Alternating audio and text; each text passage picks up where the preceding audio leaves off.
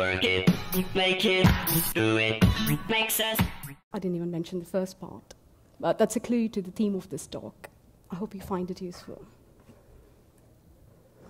About me, I'm Gayathri Thiyagarajan. I'm a senior software engineer in Capgemini UK engineering team. I've been a Java J2E developer for over 12 years now.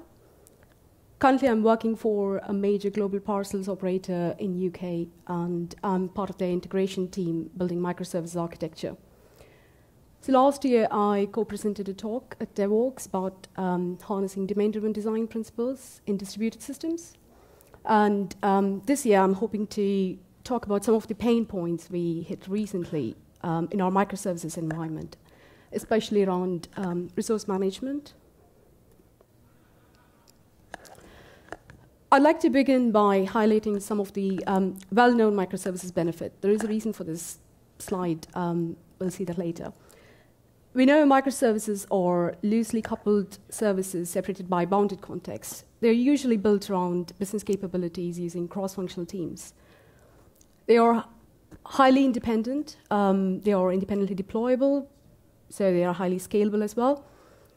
They're generally polyglot, which means within the same application, you can have multiple microservices using completely different technology stack, if you wish, or if you're crazy. But in the context of this talk, I'm going to use the term polyglot really loosely to mention within the same application, you can have different microservices running different versions of technology and frameworks, such as Java. And finally, the size of microservices, they are bite-sized or human-sized, which means a developer starting work on a microservice or a project can check out the code for just the microservices without worrying about running the whole application in his local. But microservices are neither silver bullet, nor, to borrow a term from Sam Newman, golden hammer. They come with complexity of their own. Martin Fowler famously said, you have to be this tall to do microservices. So some of the things he lists out are being able to rapidly provision, rapid change deployment, have basic monitoring, alerting, and tracing mechanism. But in his blog on microservices trade-offs, he mentions operational complexity, distribution, and technology diversity as some of the key challenges in adopting microservice architecture. But I think there is one more challenge that is massively overlooked, which is resource utilization aspect of it. But why should we care about resources, and particularly memory?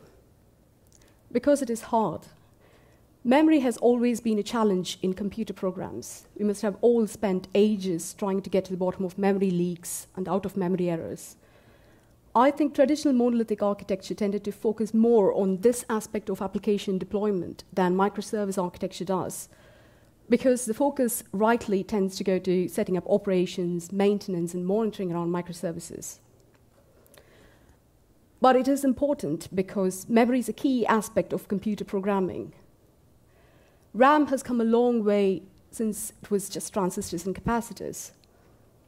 But these days, with a lot of in-memory processing and faster read and write response times expected from computer systems, memory is more important than it has ever been for faster, scalable, and responsive systems. But also, it is our job. As software engineers, it is our job to make sure that system resources are consumed and used efficiently and responsibly. And finally, there is a cost to everything. Average price per gigabyte of RAM has come down from $100,000 in 1990 to under $5 in 2015. But we'll see later on that even though memory has become cheaper in course of time, it doesn't come for free. First, let's look at some basics. So in the context of this talk, when I say memory, it can mean two things. First one is native memory, which is the memory allocated by operating system to any running process. The next one is our JVM memory, which is our heap, non-heap. If we look at native memory in detail, not too much detail, it refers to operating system, in our case, Linux. the memory allocated by Linux to a Java runtime process. Java runtime itself consumes native resources, including native memory, which makes it quite difficult to get the overall picture of how much memory is consumed by a Java process. This is even more difficult in case of microservice architecture because every microservice is a Java process. So you can imagine how difficult it would be for getting how much memory is consumed by an application as a whole. But if we take a step back, RAM is the physical memory where the processor stores command and data to implement a piece of logic. But there is a physical limitation to the amount of RAM we have.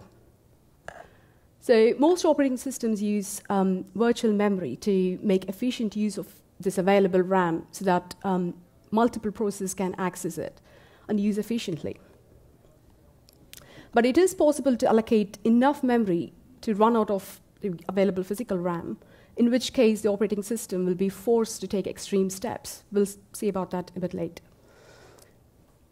So Linux is a vast subject, and Linux memory is a vast subject as well. So I'm not going to go into the gory details of it. But I just want to call to your attention a couple of key terminologies which is relevant to this talk.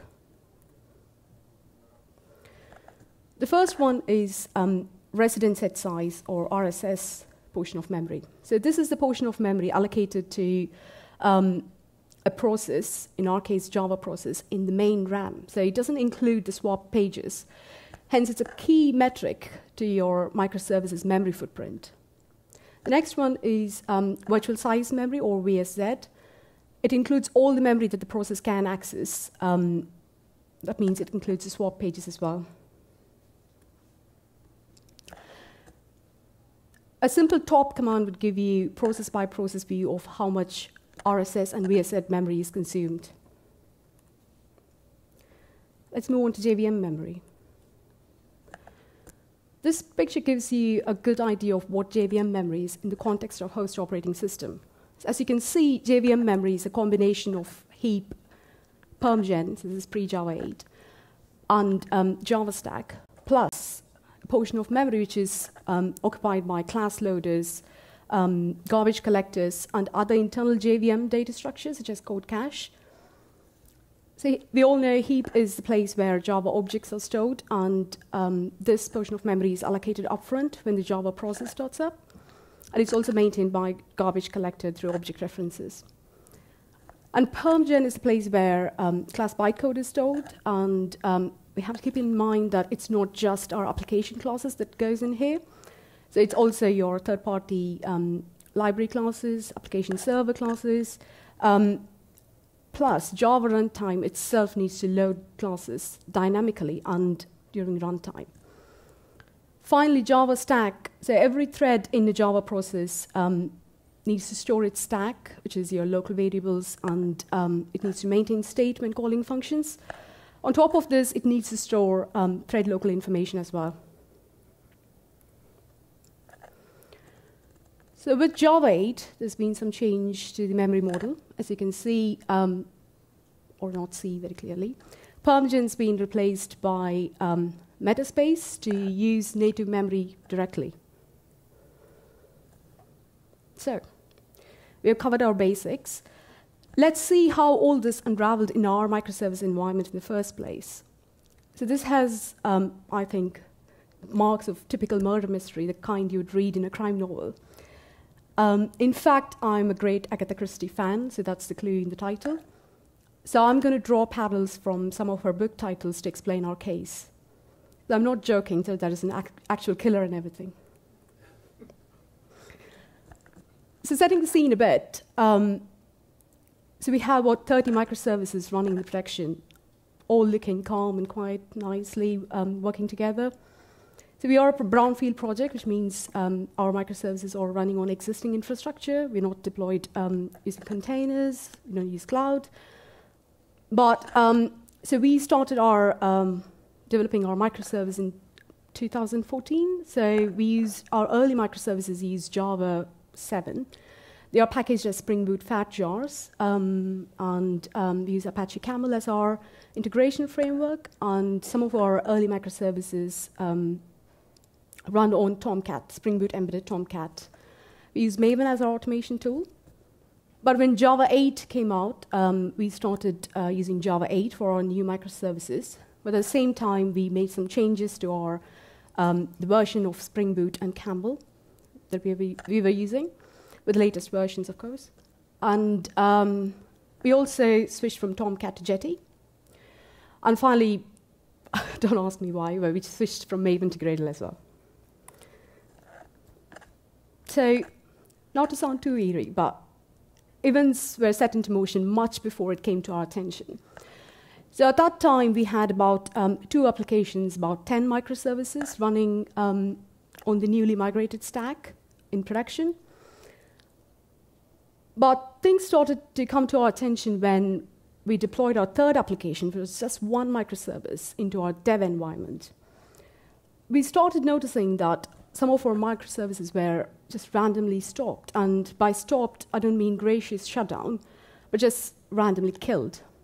So we thought it was just a random occurrence, someone being really naughty and killing off the processes by mistake.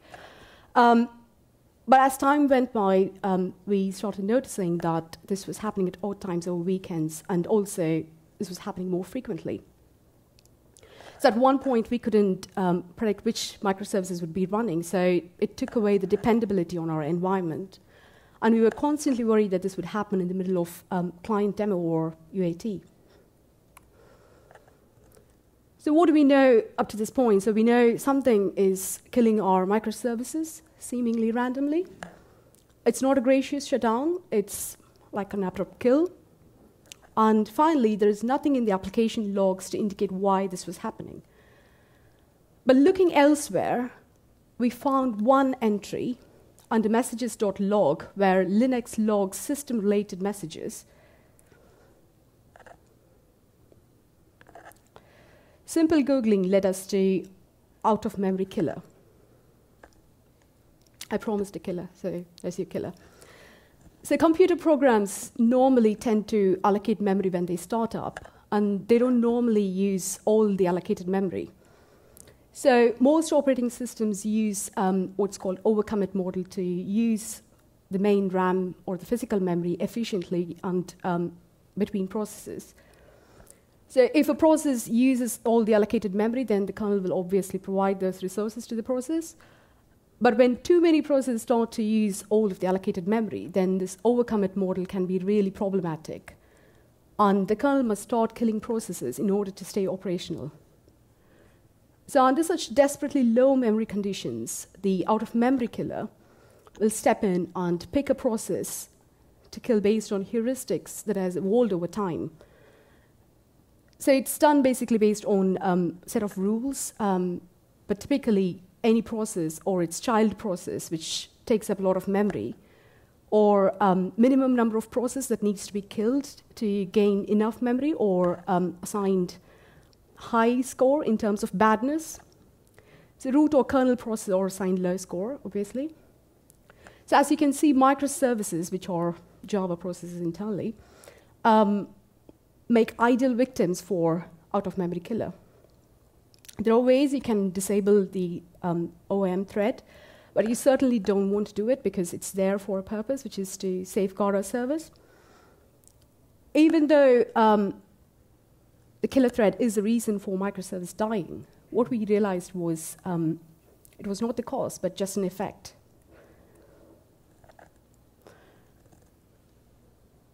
As we can see, even though our microservices are loosely coupled in terms of functionality, in terms of the underlying host resources, they are tightly coupled. I know what you're all thinking, containers.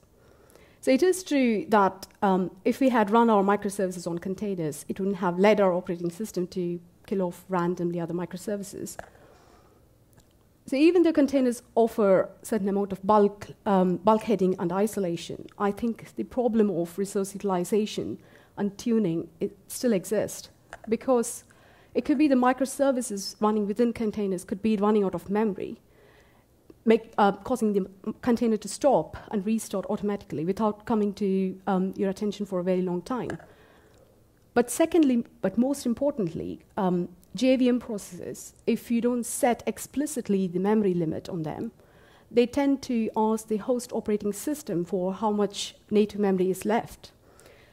So by default, if the limit is not set on the process, they'll allocate a portion of native memory. So it should mean that they would ignore the container imposed memory limit. There is an experimental support added to Java 9, which would force JVM process running in container groups to actually honor this limit as the maximum available memory. But if you're using Java 8 or Java 7, it's still a problem, so you have to set the memory limit on your process. So obviously, this hasn't happened yet, unluckily for us, in our production environment. But we knew it was only a matter of time because we could already see our dashboards that our servers are already running in full capacity in terms of memory. So we did, the first obvious step we did was throw a lot of memory at our servers. But to our surprise, all of those newly added memory was immediately taken up by the microservices when they were restarted. So after that failed attempt, and as the next immediate step, we split our microservices and ran them on reduced nodes. Now, this was OK for our load, even our peak load. But it took away the scalability aspect of it, because if there was a sudden surge of load to our applications, this would have been a real problem for us. So, as you can easily guess, this is a real problem for us at that point, so we had to get to the bottom of this.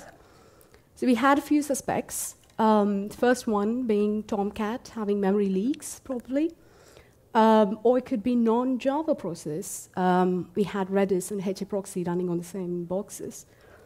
Or it could be the fat jars being really fat. But we also suspected Java 7, unfairly, which we realized later, just because it's not latest. But we knew we were onto something when we started looking at the size of our microservices. And by size here, I mean the size of our package jars.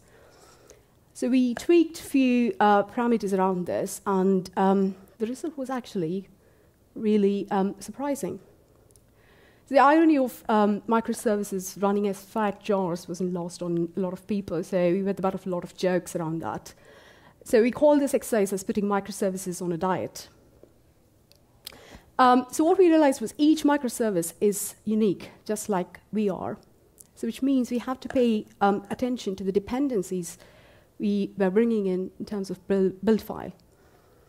So for example, if you had Spring Boot start web in your build file, it would by default bring in your Tomcat, embedded Tomcat, if you don't explicitly exclude it. So we used Gradle dependency plugin and Maven's dependency graphs to see which ones were obviously irrelevant.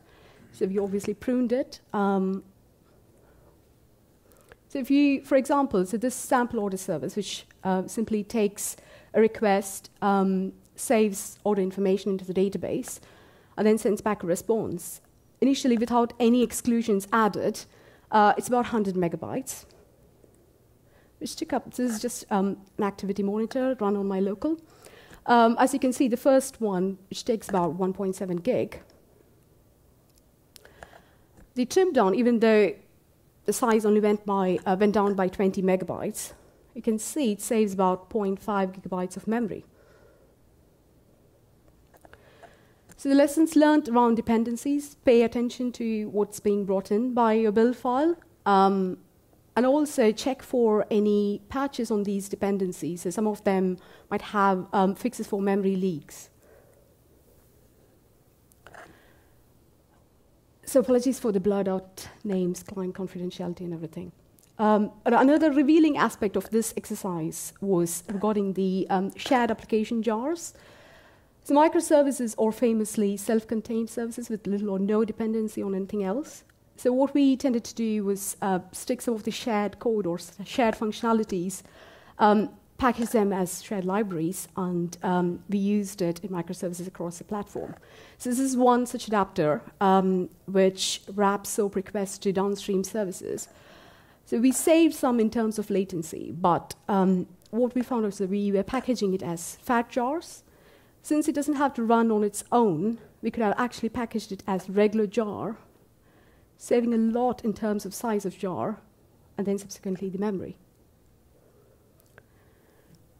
Also, modularize your shared code into multiple libraries. I would even go so far to say that duplicate code if it's just one class or just a couple of methods that you need to reuse instead of bringing in the whole shared library.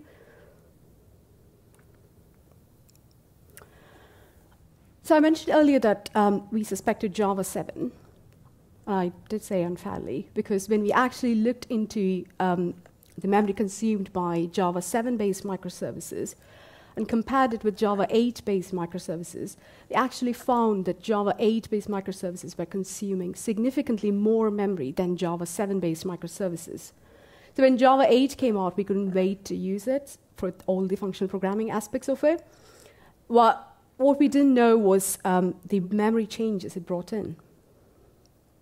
So going back to our previous slide, I said permgen's been replaced by Metaspace, which means you no longer need to tune permgen anymore, and you wouldn't get the out-of-memory error when permgen runs out of space. But now Metaspace directly uses native memory. So by default, there is no size set for Metaspace. And what's most, by default, it dynamically expands with the needs of application. So this is your the previously ran sample order service with no memory limit set. With the right memory limit set, this is now consuming significantly less memory than it was before. So it's fair to say that the polyglot feature of microservice has turned into an ant pattern in case of ARM. So now that we understood the cause of our issue, which is Java 8 memory changes, let's look at some of the JVM parameters, key ones, that will actually instruct JVM to make proper use of the memory and distribute it across microservices. First one is the basic, heap and non-heap, XMX being the maximum heap and XMS the minimum. This is a change in Java 8. So instead of saying permgen size, you're saying metaspace size. This is the size of allocated metaspace to your Java process. And by default, the default value depends on the platform and the available native memory you have. Next one is max metaspace size. So this is by far, this has had the maximum impact for us. This allows you to limit the amount of metaspace used by the Java process. As I mentioned, by default, there is no limit set, so it dynamically expands. In some cases, you might genuinely want this metaspace to grow, but you can control the rate at which this grows by setting this value. If you set 0, then it makes the metaspace to grow less aggressively, but again, it depends on the needs for each of the microservice you have. So speaking of the needs of microservice, so what we have also observed is certain design and implementation decisions seem to make difference in terms of the memory consumed. So for example, if you compare a microservice like the last one, which simply takes a request and passes it on, a SOAP request, converts it into a REST request and passes it on to a downstream microservice. No, maybe a little bit of transformation, but no other operations whatsoever. So that takes significantly less memory compared to the one in the middle, which is the order service naturally does some database operations. But what seemed to take most space is the first one, which does batch processing. So naturally, there is a lot more data there. But what's useful from this is it lets you plan how you're allocating memory or distributing the memory across microservices depending on what they do. And also, you can distribute them across nodes depending on the load you have. So how does the situation compare in case of monolith? My 2 cents on this are, with microservices, there are a lot of things that one needs, that needs one's attention. Like I would typically worry about how do I split microservices, what are my bounded contexts, what's my aggregate, and not mention the whole distributed system complexity that comes with it. But with monolithic application, you tended to focus more on resource tuning, JVM tuning. But also with microservices, like I said, each one is unique. So it's not just one or two processes that you need to tune. You'll be hand cranking, in our case, 24 microservices. So I'm not saying monoliths are better than microservices, but overlooking this aspect, which is resource utilization, actually takes away some of the perceived benefits of microservices, and in some cases turns it into anti-pattern. But also with monolith, whether you run it in your local environment or on a remote server, you always get the whole picture. Well, with microservices, this is, as with any distributed system, this is challenging at best, impossible in other times. It's also very difficult to observe issues such as memory, because you're only running a slice of application at any time in your local. So far we saw what was causing the problem in terms of memory in our environment and some of the ways we can actually tell JVM to efficiently use the allocated memory. But I'd like to briefly touch on some of the tools and commands we used during this exercise. So these are traditional Linux or JVM commands, nothing to do with microservices. But of course, you can use more sophisticated profiling tools. But these did more than the job for us in terms of getting information such as Metaspace utilization, the garbage collection information, and how much native memory is left on our servers, etc. So the first one is Activity Monitor, which comes with Mac. I guess in terms of Windows, you can use Task Manager. It gives you, it's quite similar to your top command when you run it on Linux box. It gives you like how much RSZ, VSZ's consumed by a process. So next useful tool is JConsole, which comes with your JDK. It gives more graphical representation of how much heap, Metaspace, and also some information about garbage collection. And you can trace it over time as well. So next one is JStat. This is a built-in instrumentation on your JVM. This provides information or performance stats about JVM processes, especially around Metaspace utilization and garbage collection. So this one was run on a Java 8 process. And the first one, if you run it with JDK 7, you can see there's nothing under permgen capacity and utilization. But for the same process, you can see there is a Metaspace capacity and utilization. That's in terms of kilobytes. If you run it with GCUtil, you get same information, but now it's Metaspace utilization in percentage of the total Metaspace capacity. And you also get the number of full GC events that were triggered since the process started running. So too many would indicate a memory leak. This is another useful option that gives you the reason why the last GC was run, which is usually allocation failure, which means it's run out of space, so it needs to recollect some of the memory. So next one is JCMD, which is quite useful to send diagnostic command requests, plus some other, we'll see in a bit, to the running Java process. So it prints performance counters for starters, and it's just 1/3 of what it actually prints on the screen.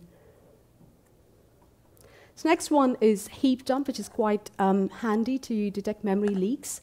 There are 3 ways you can generate a heap dump. One is generated automatically, and you can specify through JVM parameters where you want this heap dump to be generated. And the next one is through JMap, and that's another use of JCMD. You can use JCMD, which is, I think, the preferred way of generating a heap dump on a running Java process.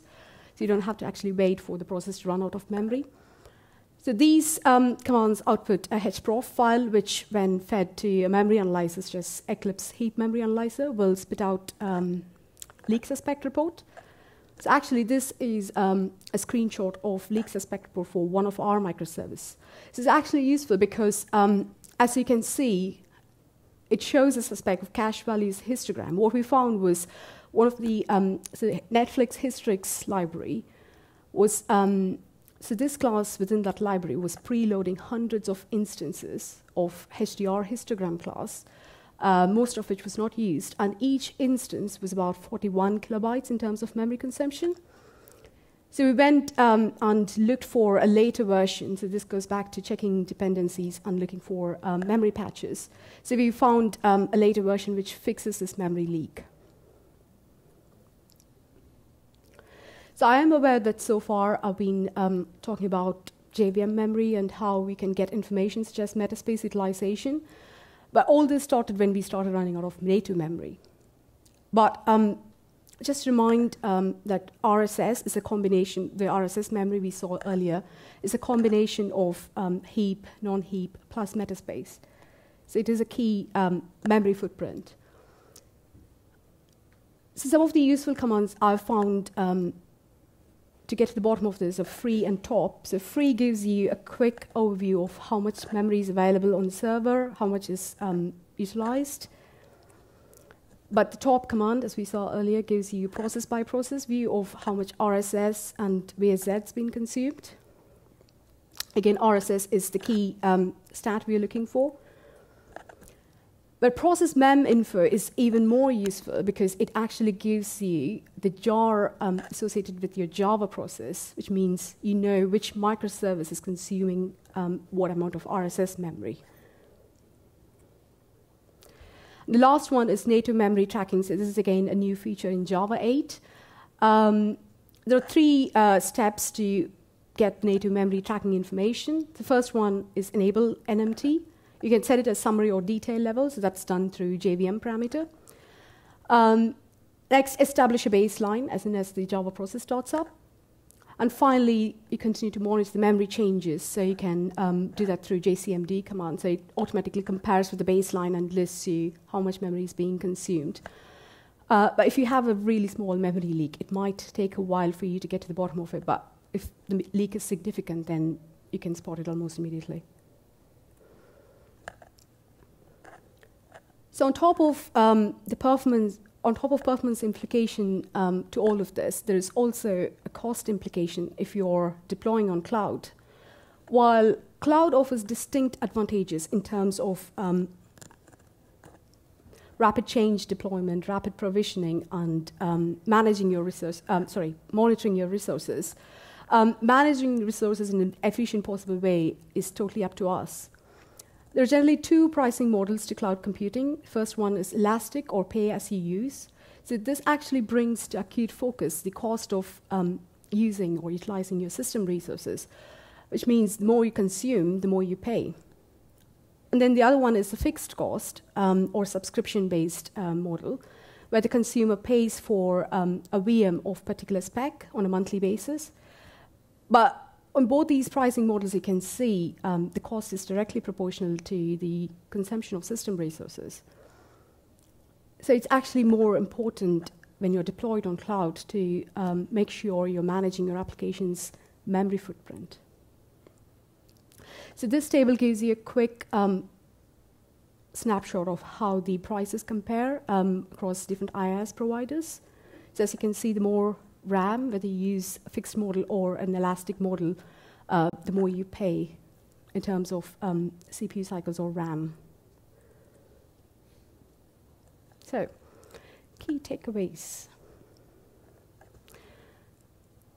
So always remember Daniel Bryan's first of 7 deadly microservices sins, which is don't rush into using new technologies until you understand what's going on under the hood, especially around resources and memory management. One key stack change at a time. I would even suggest that you run a scalability test, not just when functionality changes, but also when you change your stack or use a newer version of a library. And also not just at application level, run the scalability test at server level.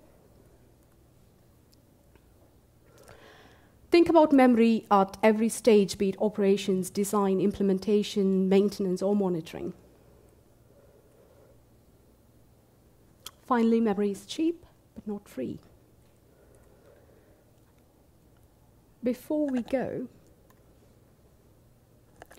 I'd like to quote a couplet from Tamil literature. I'm not going to read it loud, and I'll get back to the translation in a bit. The intended meaning of this verse is to emphasize on knowing one's capacity and strength and operating within that capacity. Now, this was written almost 2,500 years ago, but I think it is still relevant today, particularly to our talk. Because if you replace peacock feathers with microservices and the cart with server, there's your link. Thank you so much for listening.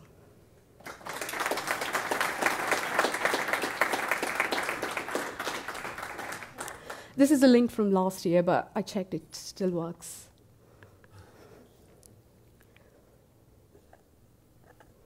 Questions? Oh, the slide.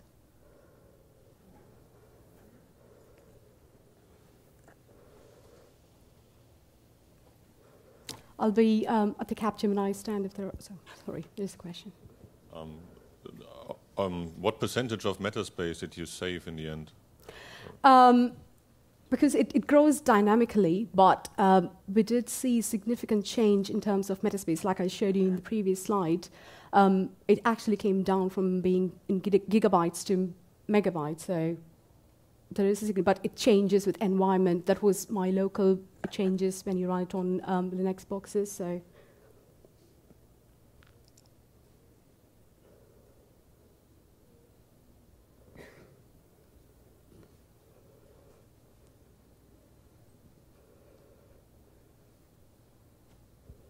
Hi.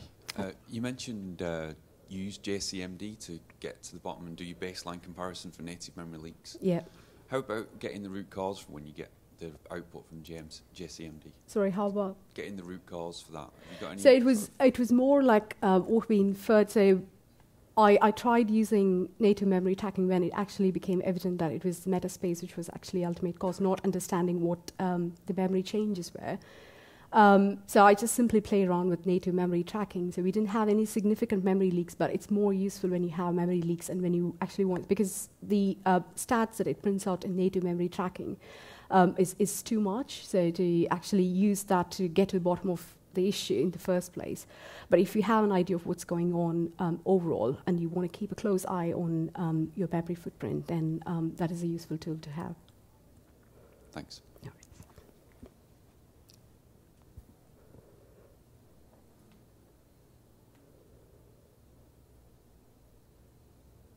I guess no more questions.